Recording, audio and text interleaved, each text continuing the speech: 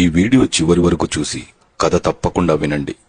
ఒక అడవిలో చెట్టు పైన కోతులు నివసిస్తుండగా ఆ చెట్టు కింద తల్లి పులి పిల్లల్ని వదిలేసి వేటకు వెళ్ళగా వాటిని తినడానికి వచ్చిన పొడవైన కొండ చిలువ పులి కూనలకు దగ్గరగా చేరుతుండగా చూసిన కోతి ఆ పిల్లలను రక్షించాలని ఆ తల్లి పులికి వినపడేలాగా శబ్దాలు చేస్తూ చెట్ల కొమ్మలు ఊపుతూ శబ్దం చేయగా అది గమనించిన పులి పిల్లల దగ్గరకు చేరుకొని కొండ చిలువని అక్కడి నుంచి తరిమేసి పిల్లలను రక్షించుకుంది.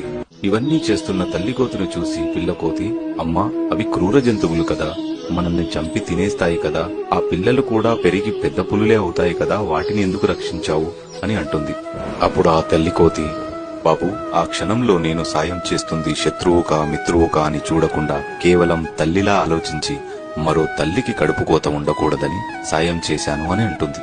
సరిగ్గా ఇలాగే మనుషుల్లో కూడా మోసం చేసేటప్పుడు ఎదుటివారికి కూడా నాలాగే కుటుంబం ఉందని ఆలోచించిన అమ్మాయిని అత్యాచారం చేసేటప్పుడు తను కూడా నాలాగే ఒక తల్లి బిడ్డని గుర్తొచ్చిన ప్రాణం తీసేటప్పుడు తన కుటుంబానికి కడుపు కోత మిగులుస్తానని గమనించిన ఎన్నో ఘోరాలు ఆగుతాయి. మంచి రచనలు చేయడం నా కర్తవ్యం, ఫాలో చేయడం మీ ఇష్టం.